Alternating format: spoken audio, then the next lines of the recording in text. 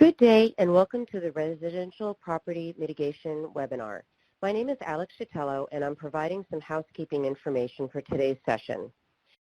Today's session is on Adobe Connect. Therefore, to reduce any technical issues with the audio, please mute your microphone and turn your speakers on. You can find those controls along the top of your screen.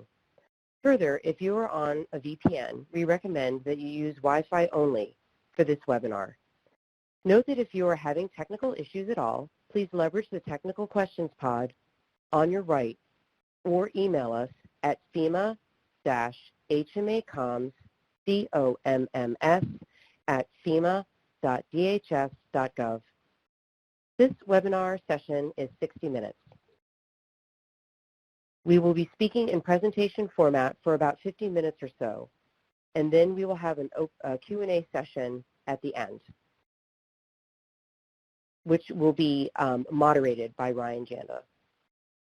Lastly, on Adobe Connect, we have files for download in the File Download pod and links for use on the left-hand side of your screen.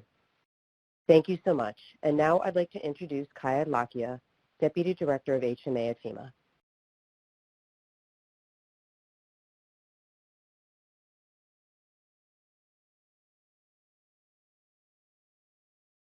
Kayed, please unmute your phone, please. Thank you. I'll start over. Thank you, Alex, and good morning and good afternoon, everyone. Thank you for joining us today. My name is Kayed Lakia. I'm the Deputy Director of Hazard Mitigation Assistance, HMA, at FEMA. We are here today to discuss how residential property mitigation is covered under the HMA grant programs, which include the FMA, the Flood Mitigation Assistance Program, the Hazard Mitigation Grant Program, or HMGP, the Hazard Mitigation Grant Program Post-Fire, or HMGP Post-Fire, and lastly, the Building Resilient Infrastructures and Communities, our latest BRIC program. Before we get started with today's agenda, I want to provide a few reminders and helpful tips for everyone today.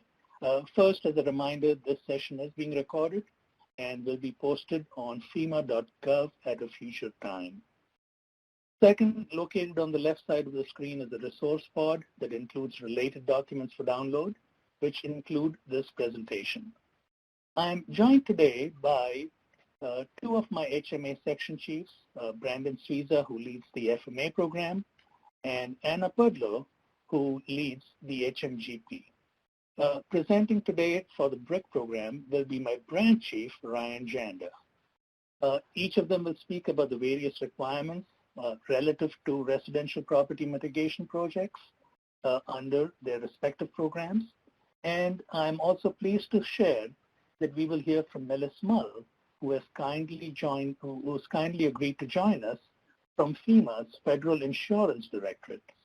Melis will discuss the role and importance of flood insurance as it relates to our discussion today.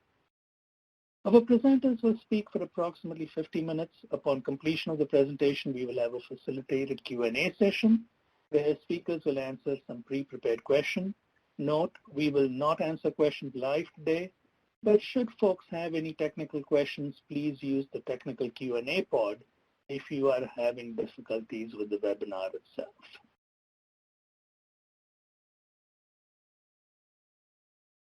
As a member of the leadership of the HMA division, I oversee efforts to reduce nationwide vulnerability to disasters and natural hazards by increasing community resilience through efficient and effective hazard mitigation grant programs and resources. All the funding opportunities that HMA oversees are helping to build a more resilient nation under FEMA's strategic plan, and which aims to create a shared vision for the field of emergency management. We set an ambitious path forward to unify and further professionalize emergency management across the country. In today's session, we will focus on residential property mitigation in the context of all of our HMA grant programs that I previously identified. The BRIC program, as you're aware, replaces the PDM, the Pre-Disaster Mitigation Grant Program. Residential mitigation has always been and will continue to be a priority for HMA. And we're excited to speak to you to the unique opportunities for residential mitigation under FMA, HMGP, HMGP post-fire, and BRIC. Each of these programs serve as a piece of the whole, and while FMA and HMGP have historically focused on residential mitigation, that doesn't mean that these aren't opportunities under HMGP post-fire and BRIC.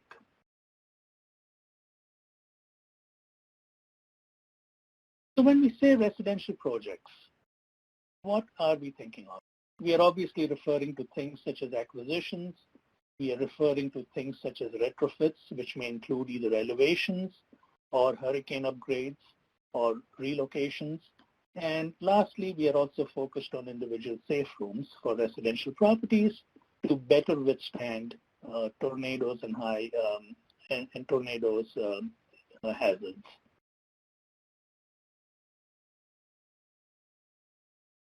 When we talk about infrastructure projects, our HMA grant programs also fund infrastructure that support community resilience. So what are infrastructure projects? Funding larger projects means that we are looking at projects that go beyond just creating a hazard mitigation plan or buying generators. It is any project that advances mitigation in communities that help them be prepared for future. It can range from stormwater management to acquisition to localized flood control projects. FEMA provides funding for residential mitigation projects throughout its HMA grant programs.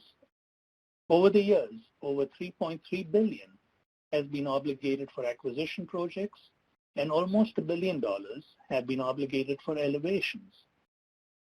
In FY19 alone, HMGP obligated almost $700 million, while FMA and PDM obligated over $159 million. Substantial portions of these funds have gone towards residential mitigation, further highlighting our dedication to residential mitigation across the U.S. With regards to our HMA programs, FEMA is committed to delivering sustained and equitable investments in risk reduction to communities, tribes, and territories across the nation. We are continually working to incorporate equity in all our programs and ensure that mitigation projects protect community resilience, especially disadvantaged and vulnerable communities. For example, under BRIC, we have included several opportunities and considerations for vulnerable communities. For example, small impoverished communities are eligible for up to 90% federal and 10% non-federal cost share. Additionally, several of our BRIC criteria were designed to address vulnerable populations, which Ryan will touch upon later in this presentation. We encourage states, local governments, tribes, and territories to explore all our HMA programs in an effort to find the grant opportunities that best fit your needs. Our next speaker, Mr. Brandon Suiza, is the Section Chief of the Flood Mitigation Assistance Program. Brandon will discuss how residential property mitigation is covered under the FMA program. With that, I will turn things over to Brandon, but not before wishing you all a very happy Thanksgiving and a wonderful holiday season. Thank you.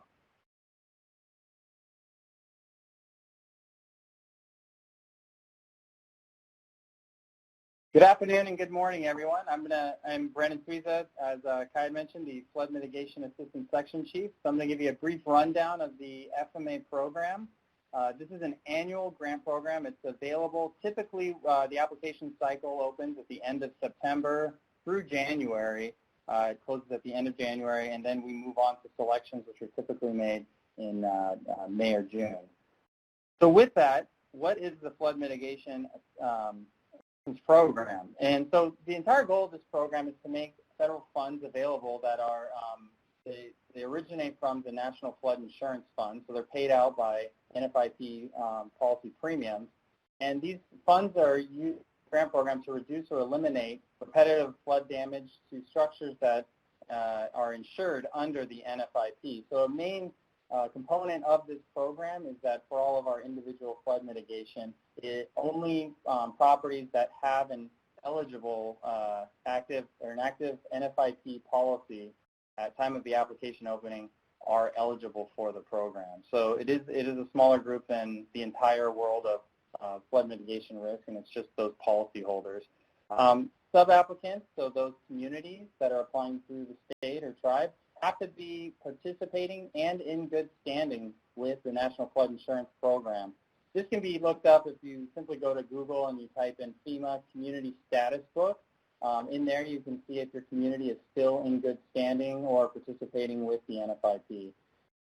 And most important of all, we encourage that you review the annual notice of funding opportunity. That's called the FEMA NOFO.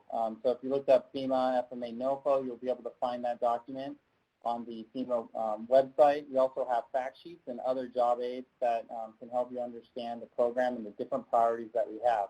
As these priorities do shift from year to year, and there are different details that can change, we definitely encourage people to review the NOFO as well as those fact sheets to be aware of those changes. We also do multiple webinars and other outreach efforts throughout the year as the September application cycle does come open. In terms of funding, so typically for the last 5 years, our program has been funded pretty consistently at $160 million. As you've seen, though, with the FY15 offering, we were up to $210 million, and that was because we were using recovery funding. So the funding that is available from year to year may fluctuate if we are able to locate additional funding through different types of accounting means that we have in looking at projects that have been obligated and have fallen out or discontinued. We like to reappropriate that funding and make it available for future years. So with this year for the FY20 program, $160 million is available. The breakdown for our priorities is that of that $160 million, we'll take a first swipe and look up to $4 million for project scoping activities. This is essentially seed money for different types of projects that can be submitted for future years. So it can be any type of project that project scoping can be used for. So identification of future individual properties that can be elevated or acquired in the next year, or even our larger community flood mitigation projects. And so that leads me to the community flood mitigation projects, which we have $70 million available for. And these are these larger neighborhood-wide projects that consider the entire community rather than just individual properties for mitigation. So they can be drainage projects, floodplain restoration, and so forth. And what we're really looking for with those is also that they have a high saturation of NFIP policies, also repetitively lost properties in those areas that will be benefiting from the project. Plus with that, we'll have $86 million at least for technical assistance. So if you have received, if your local jurisdiction that a sub-applicant that received over $1 million the year before, you would be eligible to receive technical assistance. We also cover flood hazard mitigation planning activities. And then lastly, kind of our bread and butter of the program is the individual flood mitigation projects. So those elevations, acquisitions, reconstruction type projects. And that really is the bulk of the FMA portfolio that we fund every year. So getting into those, a little bit more into those eligible residential types, we do fund elevation. So that would be funding projects that are elevating homes up to or over the base flood elevation, or whatever the more restrictive standard is. If the community has a higher standard, then the requirement would be to elevate it to whatever the community level is. But one thing also is that we can elevate higher than what the community requires through this grant program as well. So if you wanted to elevate a home, say, 3 foot above BFE, this program could fund that type of project. Our other second project type is acquisition and demolition. Generally, we get way more elevation projects in and have funded in the past. Acquisition, demolition, and relocation projects are our second most popular project type, and that involves purchasing the property at fair market value, demolishing all of the structures and returning that structure to open space. The community will take over the property and ensure that it meets open space requirements in perpetuity. These top 2 type projects, elevations and acquisition, demolition, and relocations, can also be projects that are submitted, can have multiple properties, as well as these types of project types. So you can actually submit on behalf of the community a project that has elevation properties, as well as properties that are for acquisition, demolition, and relocation. Our third mitigation project type is mitigation reconstruction. This cannot be included in an elevation or acquisition project. It has to remain separate. And so you can fund up to $150,000 in mitigation reconstruction type projects where you're rebuilding a structure to be in conformance with the, or above conformance with the base flood elevation or community standards. Our newer type of project is our localized flood risk reduction projects. We call them community flood mitigation projects. And again, those are projects that benefit a localized drainage area. So those could be floodplain restoration. Sometimes we see acquisition projects that are used where they'll acquire multiple projects and they'll use it for a larger floodplain restoration project. So that's why it still falls under residential mitigation, because it could have a residential component to it, to where they're acquiring those properties, and then whether that's through voluntary acquisition or through eminent domain, and developing a project that will mitigate floods for that drainage area. Then lastly, project scoping. I mean, this is the piece that if you're having struggles developing applications, identifying properties for applications, this is a great place to start. It's seed funding for future applications. And it's really providing that capability building in terms of getting applications that are developed and can be submitted 3-2 years down the line. So one of the main components of FMA, or probably our competitive advantage above other programs, is that it has an enhanced cost share compared to any one of the other grant programs that FEMA does have to offer. So our regular projects that are just not, if your property, so for individual property mitigation, we have regular NFIP policy covered properties, and then we have properties that meet different definitions of repetitive loss or repetitive loss, which I'll get to those definitions. If it meets a repetitive loss definition, then that property is eligible for a 90% federal cost share. If it meets severe repetitive loss definition, then it is eligible for up to 100% of federal share. Our other projects, if it's just an NFIP policy project, only has an NFIP policy, it's an elevation acquisition project, or if it's a community flood mitigation project, or it's one of our project scoping types, FEMA will pay up to 75% federal share, whereas a non-FEMA cost share will be required, which can either be borne from a residential homeowner, the community, the state, but from outside of the federal government. So with that, I'm going to get to the definitions for each of those categories. So these definitions are not only important in understanding what cost share that you're eligible to, but they're also the highest priorities that we look at when we are racking and stacking projects that come through. So a lot of our other FEMA programs prioritized by state, as well as we have our own priorities, but FMA strictly prioritizes projects based upon for the individual flood mitigation upon these definitions. So we have the severe repetitive loss definition, which is our highest priority, where you have 2 separate NFIP claim payments exceeding the market value of the structure. And that's at least 2 separate floods. So if you meet that definition, not only are you the highest priority, but you're also eligible for up to 100% federal share and won't have to bring any non-federal share, non-federal cost match to the table. For repetitive loss, it's our second highest priority, and you must have at least 2 NFIP claim payments where the average exceeded, equaled or exceed 25% of the market value of the structure. And so again, with that, with repetitive loss, FEMA will pay for up to 90% of the federal cost share, and then a 10% non-federal cost share will have to be brought to the table for those projects.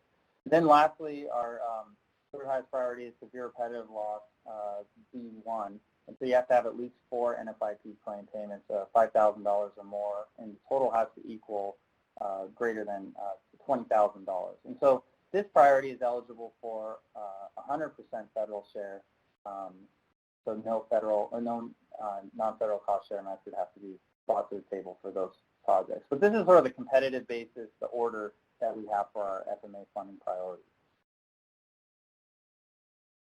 Just some key takeaways for our for the FMA program is that Individual property mitigation, residential property mitigation, must have an NFIP policy in force at time of the application period. So that was September 30th of this last year for this cycle. So it must have an active insurance policy, which we do validate at headquarters every year when we're looking for eligibility.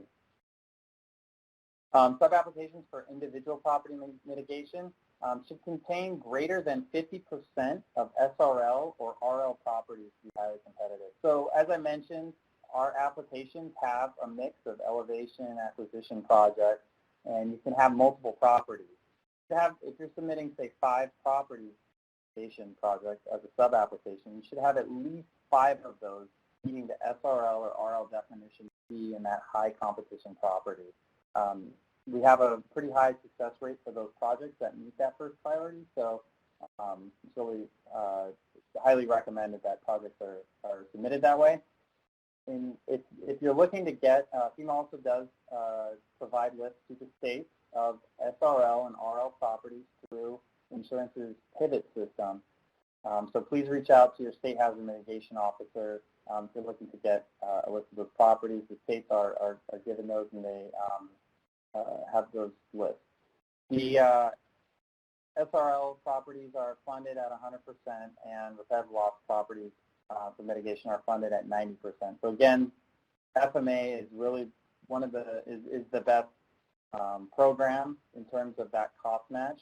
A lot of our other programs are mostly a 75% federal cost share, so FMA definitely does offer that enhanced cost share. The one downside is that it's an annual program, so it may be out of step with that opportunity window that's open if you just received, just experienced a flood claim, if you can't wait for those application cycles. So then you would want to look and see if there was another program that would address those needs if timing was an issue. And lastly, to protect the federal investment, FMA mitigated structures where they've been mitigated and they remain after the project's done, so again, like those elevation projects, reconstruction projects, they must maintain flood insurance for the life of the structure. So that is one thing that is recorded on the property, and FEMA does check for those, and it may impact that future disaster assistance as well as future mitigation that's available. With that, I'm going to turn it over to my partner over in insurance, Melissa Mole, to discuss the importance of flood insurance. Thank you. Hi, everybody. Good afternoon. This is Melissa Mole, and I work for the Marketing and Outreach branch of the Federal Insurance Directorate, overseeing the insurance side of the NFIP. So just a few tidbits about flooding in America. Flooding is our #1 disaster in America, and every state has experienced some sort of flooding. One nice statistic that we like to tell folks is 1 inch of water can cost about $25,000 in damage in a structure. And most homeowners insurance does not cover flood. This is a misconception that most of our homeowners throughout America have. Many flood disasters are not presidentially declared disasters. So what that means is they will not have funding available to them through our response side of FEMA, but flood insurance will still be available to them even if it isn't a presidentially declared disaster, as long as they have a flood insurance policy. Most people do not have flood insurance. We have about 5 million policies at the moment with about $1.3 trillion of coverage. And a nice other statistic to share is that people outside of high-risk flood areas filed about 40% of all of our claims between 2015 and 2019. So flood insurance is required in high-risk areas. Those high-risk areas are depicted on our flood insurance rate map. So consider that 40% of our claims are outside of the high-risk areas. So flood insurance and mitigation helps to reduce flood risk. What that means is that right now the NFIP is in the process of updating our rating methodology that will better reflect a property's true flood risk. And doing so will provide a clearer picture of what flood risk looks like and can help inform mitigation. Reduce disaster suffering. Purchasing flood insurance helps to reduce disaster suffering. Flood insurance allows communities to recover quicker and more fully after a disaster.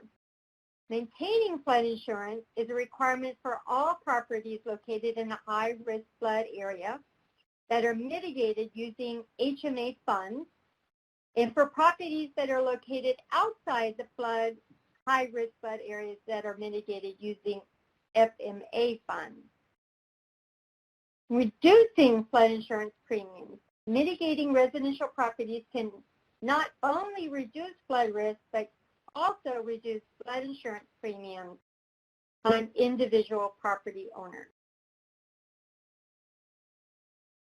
And I think I'm going to pass this back to Brandon. He can go over this graphic in a little more detail than I am able.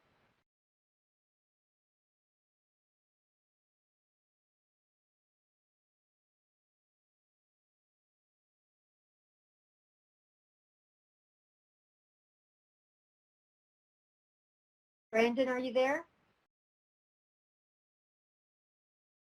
Hi, Melissa? Yes. Sorry. Oh, yeah. So regarding this graphic, this is really a great graphic to show the impact of mitigation on your flood insurance premium. So in this example, we have a premium prior to elevation that's being paid out, and these are all comparable premiums that we've vetted through insurance. So if you had a premium prior to elevation, and it was $2,973, and then after mitigation, if you had that premium, if you mitigated your property to +1 BFE, your premium would reduce by more than half to $983. So that really shows how you're able to cut your premium down through mitigation. And by using grant funding, it can be significantly low cost if you were, say, a severe repetitive loss or repetitive loss structure. Just through elevating your home +1 over the base flood elevation, you know, in this case, reduced by 2/3. And then lastly, if you go, unlike, you know, ICC, increased cost of a compliance is paid out through your policy can only be used to elevate your home up to the highest community standard or BFE or base flood elevation. But if you, through FEMA grants or FEMA grants, you can also elevate your home higher than the base flood elevation or community standard. So in this case, if it was +3 feet over the base flood elevation, the policy would be reduced down to $455. So this just, again, just driving home the fact that not only is mitigation great for mitigating your most essential investment, your home, but also it can have huge paybacks in terms of your flood insurance policy. Thank you. We'll go to the next section now. So thank you. Good afternoon. My name is Anna Pudlow, and I am the Section Chief of the Hazard Mitigation Grant Program, a co-partner to Brandon Suiza in the Flood Mitigation Assistance Program. So today I'm briefly going to be talking about our two HMGP programs, our regular HMGP program and HMGP post-fire. HMGP, Hazard Mitigation Grant Program, provides funding to states, locals, tribes, and territories after a presidentially declared disaster. Its effort is to include long-term efforts to reduce the impact of future disasters. Our cost share is up to 75% federal share and 25% local match. Coordination with state and local governments is imperative in the implementation of this program. HMGP is a multi-hazard program. Unlike our Flood Mitigation Assistance Program, what really focuses on mitigating residential structures within the National Flood Insurance Program. We look at all hazards. So some of the requirements that are required under FMA are not necessarily the same requirements under HMGP. However, the activity types are very similar. What I would like to highlight is some of the acquisition funding that we've done over the years. Over $2.6 billion have been obligated towards acquisition projects. Almost $400 million has been obligated towards elevation projects. And you can do a combination of acquisition and elevation projects, and we've obligated over $120 million in that activity type. So as you can see, this is something that is very important to the Hazard Mitigation Grant Program. In addition, we do other types of activities other than acquisitions and elevations. Yes, we do acquire and demolish properties in the flood-prone areas, and we do elevations, but we also do residential safe room projects to provide a safe haven for in those areas where tornadoes are high risk and you can build a small shelter within your home. We also do fire-resistant material construction, and we strengthen roof walls, and doors and windows for high wind areas. So you can see these just highlight some of the multi-hazard areas that we focus on under the Hazard Mitigation Grant Program. For additional information, I encourage you to look up the Hazard Mitigation Grant Program on the FEMA.gov website. In addition, there's also the 2015 Unified Hazard Mitigation Grant Program that can provide additional information and details of all the activities that we fund. I want to take a few minutes to also talk about another program, which is our HMGP post-fire. What makes this program unique is that funding is available outside of a presidentially declared disaster. As you all are aware, California has had many wildfires this year, and through those, they are able to receive this type of funding to really focus on activities to reduce the hazard of wildfires. Some of these activities are defensible space, ignition-resistant construction, hazardous fuels, and above-code projects. I'm going to spend a little bit of time just detailing each one of these.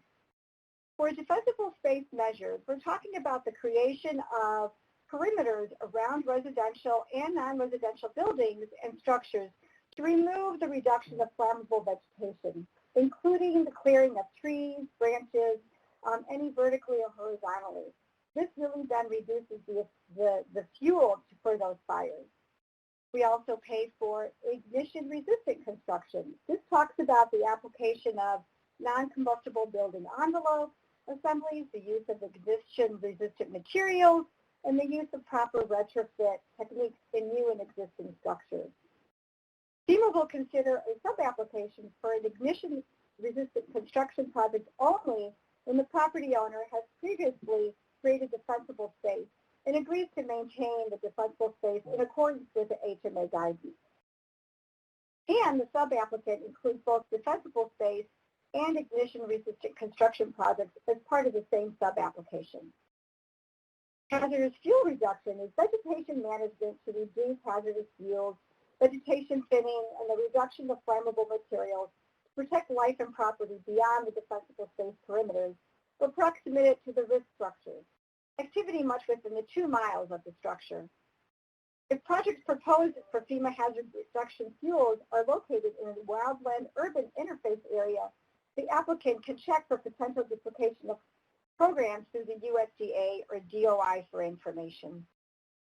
Above code construction projects is communities with fire-related codes may also fund activities that meet or exceed codes currently in effect for buildings and structures that were constructed or activities that were completed prior to the establishment of the local building codes. For example, wall components, protection of fuel tanks, and external water hydration and thermal insulation systems. So as you can see, HMGP and HMG for fire do not just focus on one hazard, but we focus on all hazards. Next, I'm going to be turning it over to Ryan Janda, who will be speaking about our BRIC program.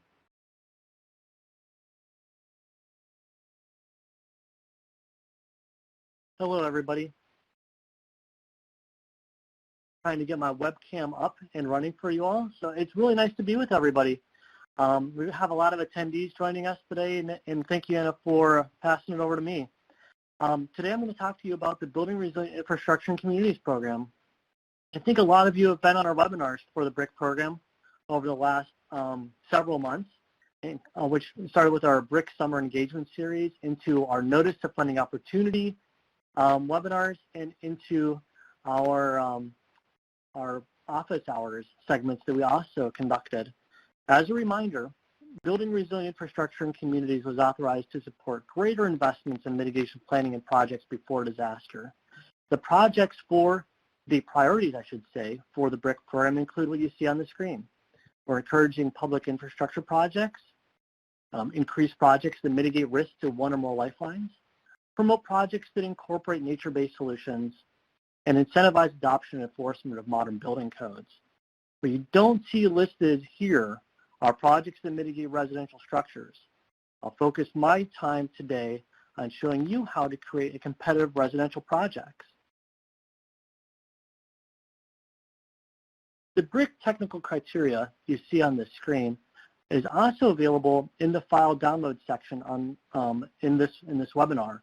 You can also go to www.fema.gov/BRIC to download all of the program support materials, and there's a whole wealth of information there on that webpage.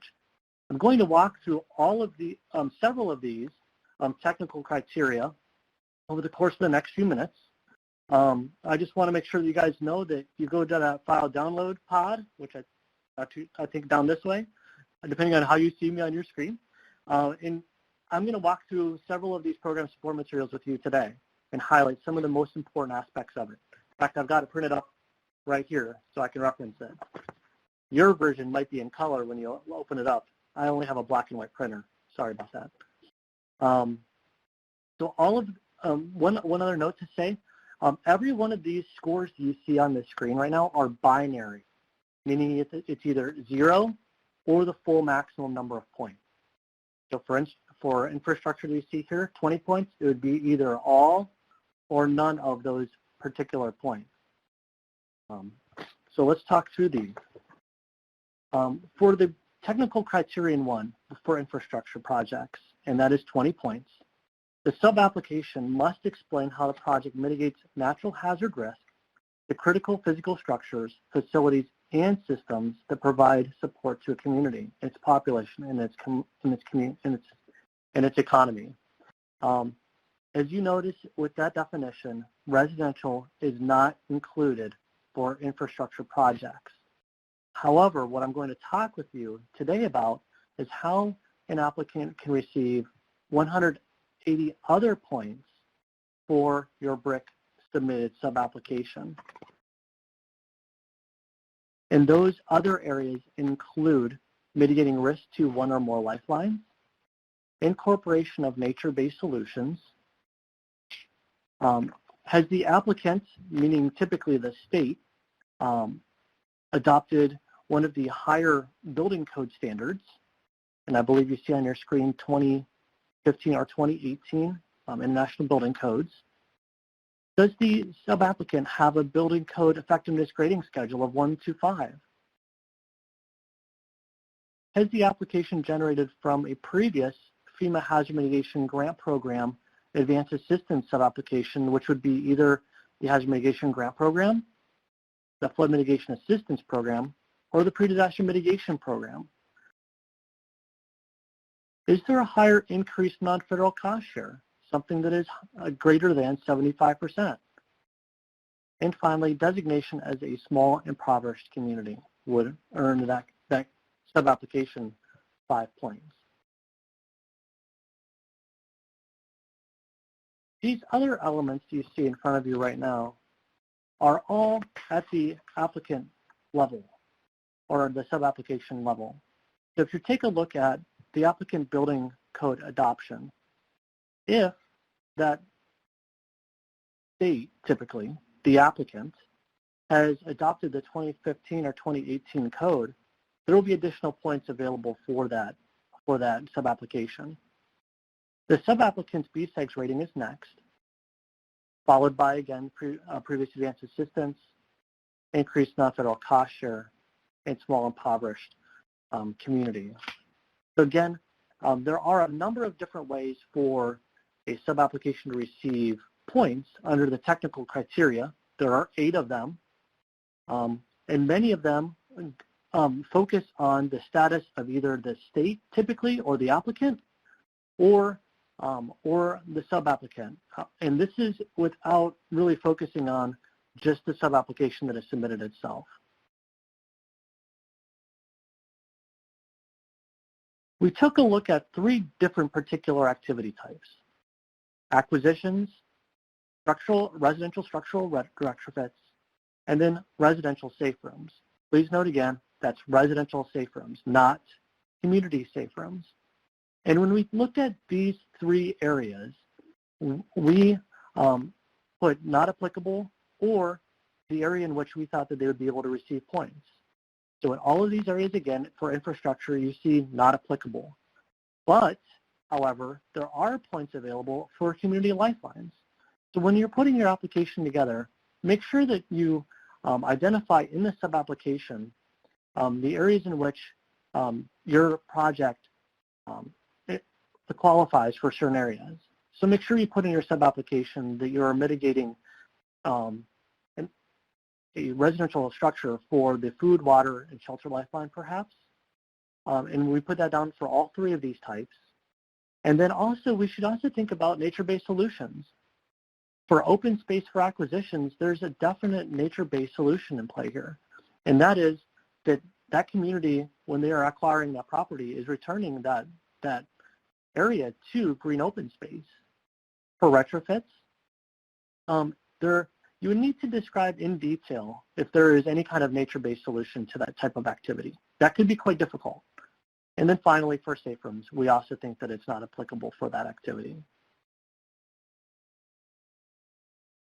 I'm going to now spend some time with you on the BRIC qualitative criteria. Again, there are 100 points available in this area. For the BRIC qualitative criteria, we are going to be having panelists take a look at sub-applications and scoring them. If you're interested in being a BRIC panelist, we'll be putting information on our website in the near future that will describe an opportunity for that help here as we review our BRIC applications. I'm going to be looking at the BRIC qualitative criteria program support material with you right now. In fact, I'm going to be reading a few sections of it too. So please allow me to walk you through some of these important areas.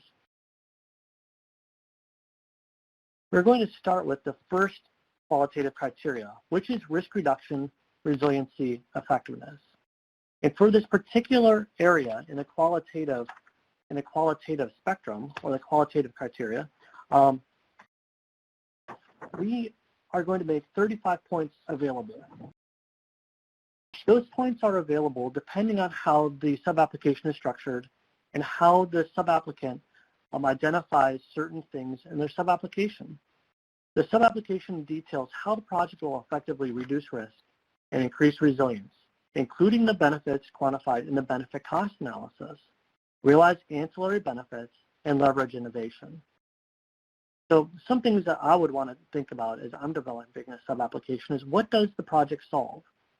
And really clearly articulating in the sub-application what are the goals and the benefits of the sub-application. Remember ancillary benefits, which are avoided, or which could be avoided. So for instance, emergency management response costs. Emergency management response costs could be avoided for an acquisition project, especially if there is nobody living in that area anymore. That's a great thing to note in your sub-application. Also remember to describe partnerships that are involved in a project, and also how the project is innovative in your community. These are all great ways to maximize those 35 points for that particular criterion. The next one is future conditions. The sub-application describes how the project will anticipate future conditions, and these things include, but are not limited to, population, demographic, climate change, sea level rise, etc. It cites data sources, assumptions, and models. And in this area, there are 15 points available. Some things to think about are properties that might be subject to additional risk from sea level rise. And you want to spell that out in very, very clearly when you're developing your sub-application. And a lot of these areas will be in the text fields in the FEMA Go sub-application. I don't mean to over-advertise this, so I apologize if I'm being too redundant. I really would print out the program support materials for these activities, for these BRIC sub-applications as you're developing it, because if you follow this very clearly and do a good job actually creating your sub-application in line with the program support material, I think your project will be much more competitive when our BRIC qualitative panels are convened. The next criterion is implementation measures. There are 15 possible points in this area. The sub-application adequately describes how the cost and schedule will be managed, how the project will be successfully implemented, and how innovative techniques to facilitate implementation will be incorporated. The project scope of work identifies sufficient technical and managerial staff and resources to successfully implement this project. Within your sub-application, your description of how you are going to implement the project is very important here. How many staff members from that local community will be involved in it? What are your plans on monitoring the project? What are your plans on making sure that it is going to be successful when it's finally complete? Those are the kinds of things that we're looking at for that particular criterion. The next one is population impacted, and that again is for 15 possible points. The project sub-application demonstrates community-wide benefits and identifies the proportion of the population that will be impacted. The idea here is that the higher the percentage of population impacted or benefiting from the project, the more competitive it will be in this area. The application also describes how impacts, positive or negative, to socially vulnerable populations inform project selection and design. If we were looking at a wind retrofit of one structure, I would think it would score lower than a wind retrofit project for many structures. This is all about the percent of the community impacted again. Moving on to the next criterion. The next criterion is all about outreach activities. The sub-application describes outreach activities appropriate to the project that advance mitigation. The application also outlines the types of community planning processes leveraged during project conception and design and identifies the level of public support obtained during these engagement processes. So if you take a look at this, there are, again, 5 points, and these are all on a continuum. So it's not an all or nothing. This particular criterion, it goes from 0 to 5 with options of 1, 2, 3, and 4 also. So as that panelist is looking at the sub-application, they're going to be making sure that if they award all the points, all of those things that I mentioned before in that narrative statement apply to the sub-application. Some other thoughts are, how will the community be informed about the project? What is the outreach to the community has done to other parts of the community to make sure that everybody is aware of what's going on with this particular project? And projects that have been more inclusive will likely score higher than those that are less inclusive. And the final criterion for the BRIC qualitative scoring area is the idea of leveraging partners. The project sub-application incorporates state, tribal, private, and local community partnerships that will enhance its outcome and describes the extent of those partnerships, such as having an increased non-federal cost share, multi-jurisdictional projects, and other stuff. The questions that you might ask, again, these are 15 points, and again, it's on a continuum. It's not all or nothing. So the options here are 0, 3, 6, 9, 12, and 15. For the sub-application that earns 15 points, you would need to make sure that you look at all of the prompts on this program support material. Some things you might want to look at is, how do you bring others into the planning process for the project? What are the other groups that were involved? For a residential wildfire project, have you brought in other organizations to assist with this particular project, including other federal agencies, other state agencies, and perhaps other nonprofit organizations? So again, as I move from this slide to the next slide, I would like to really drive the point home to make sure you take a look at these program support materials. We spent a lot of time developing these to try to help you have a very competitive sub-application submitted to the BRIC program.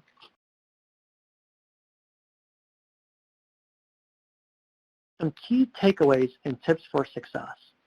So as you're looking at this slide, and you've probably already downloaded the slides yourself anyways, and just a reminder for those in that download section to please go ahead and download those files before the end of the webinar. So some tips for success: articulating lifeline risk reduction benefits, and really making sure that when you're developing that sub-application, you're taking credit for all of the lifelines that are impacted, and you're emphasizing community-wide benefits.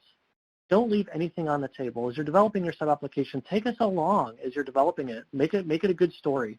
Let us understand what you're trying to do. You know what you're trying to do. We're reviewing that sub-application for the first time. Highlight nature-based solutions of acquisition projects. Make sure you take credit for it. Nature-based solutions and having deed-restricted open space is great. Connect retrofit projects to strong building codes, since building code-related considerations can be included in the narrative for the risk reduction criteria. And let us know everything that you're trying to do within this space, and make sure you're identifying what you're already doing for building codes, so that if you're retrofitting an old structure to your current building codes, that we understand that. And if you're going above code, that's also fantastic to acknowledge. Consider residential projects under your allocation, the $600,000 allocation that we have for states, and also as part of the tribal set-aside. And they're not subject to the project competition scoring like maybe other projects are. And also incorporate residential projects into a larger mitigation-focused project, such as large-scale acquisition that is part of a migration or relocation effort. You can also incorporate residential projects into an infrastructure project. If you're looking at doing a flood retention or detention basin and you're looking to acquire some properties, and I would probably think about doing it as a non-Part 80 acquisition activity because you may not have the ability to make it a voluntary acquisition in that scenario. Make sure you take credit for that, and make sure that you look at all the options that are available to you. Well, there's a number of resources available to you. We have tried to do our best at making a lot of program support materials available to you all. We've tried to make our webinars available to all of you. So this webinar, just like all the others, will be available on our BRIC webpage most likely, and or other HMA web pages.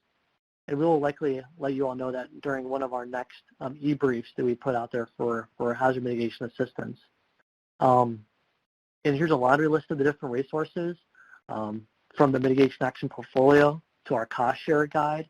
Our HMA guidance still applies. The 2015 HMA guidance still applies to all the BRIC activities, as well as Flood Mitigation Assistance and Hazard Mitigation Grant Program. There are some nuances, though, between the Hazard Mitigation Assistance guidance and the BRIC policy, some notable differences.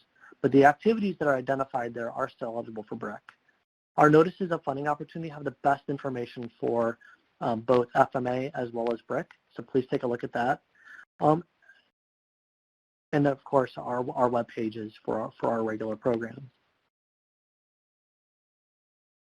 And now we're going to go to our question and answer segment, where I get to ask some questions from some of our program experts you've already seen today. So if you all could turn on your cameras now, that'd be Anna, Brandon, and Melissa. We'll wait for you to show yourselves.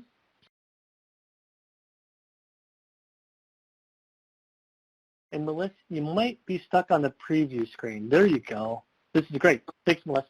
Let's check your audio really quick. Are you guys out there? Hello. Hello. Hello. Hello. Good. Thank you, guys. So let's see what I got here. So first, Brandon, thank you very much for your presentation today. I know firsthand how much work has been funded under flood mitigation assistance through the years. It's been a very successful program at mitigating residential property since the program's inception in 1994. First question goes to you, Brandon. If you are looking for funding to mitigate an NFIP-insured structure, what are some better options available? Yeah, that's a great question, Ryan. So the FMA program really provides the best bang for your buck in terms of residential mitigation for those properties that have an NFIP insurance policy. We've spent over, since the program's inception, we spent over $490 million obligated for acquisitions, $570 million obligated towards elevation projects, and because it's hard to sort them out, we've had over $50 million obligated for those projects that have elevation acquisition mixes, so where we got a project with both types of project mitigation project types. So with that, I mean, the FMA program was developed with the purpose in mind of reducing future claims to properties that are insured under the NFIP. And we offer an enhanced cost share of 100% for SRL properties, as I pointed out, and 90% federal share for repetitive loss properties. So this really is our competitive advantage across the board that makes us more competitive to other grant programs. With that, as I mentioned, there is one drawback. It is an annual grant program. So, you know, sometimes we may miss that window of opportunity if you have someone who's displaced from their home and they're looking for quick mitigation funding and, you know, have maybe some money that they can bring forward for match, or just don't have that opportunity, you know, the luxury of time to wait for mitigation for our annual mitigation grant program. So with that, if immediate funding is needed and, you know, don't mind a 25 non-federal, you know, providing 25% cost share, looking into the Hazard Mitigation Grant Program, or maybe even the HUD's Community Development block grants that come available at the time of a disaster declaration may be options. The best course of action, it's always a good idea to coordinate with your state hazard mitigation officer or tribal hazard mitigation officer to develop a game plan for leveraging available funding opportunities. They're going to know about priorities, available funding. There are all sorts of nooks and crannies for funding mitigation of flooded properties that even us program experts are learning about every day. So definitely check with your state hazard mitigation officer and keep the FMA program in mind if you do have flood insurance, national flood FIP insurance. So. It's an almost unscrupulous plug, Mr. Suiza, but I liked it. Melissa, thank you very much for joining us on our HMA webinar today. And thanks for your information on the National Flood Insurance Program. We appreciate it. The second question goes to you. What has the NFIP done differently during this pandemic? That's a great question. You know, one of the best ways we're trying to serve our customers is to ensure that we have a safe adjusting process. So if they do have property that has a flood and they have flood insurance through the NFIP, the claims can now be adjusted remotely. So that's something we put into effect quite quickly in our program this past spring.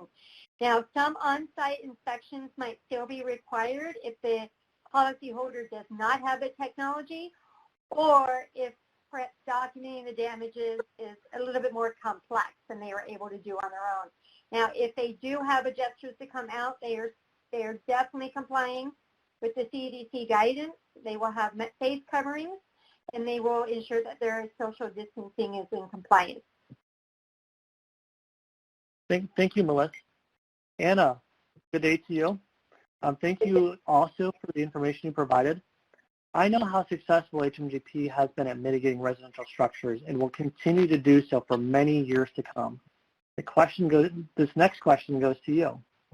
The HMGP, let me start over again, Anna, sorry. Are HMGP funds for residential mitigation only available for flood events? So that is a great question, and no, the beauty of HMGP is that we are a multi-hazard program. So we don't focus just on flooding, we focus on all events. So HMGP is a very diverse program. Again, the State Hazard Mitigation Officer is the best person to talk to about the priorities, but HMGP mitigates more than just flooding events. It's a great question. Thank you. Thank you, Anna. Brandon, another question for you. Developing residential flood mitigation project applications can be expensive given all the studies, reports, and investigation needed. Is there funding or resources available to identify and develop applications that would be submitted in future funding cycles?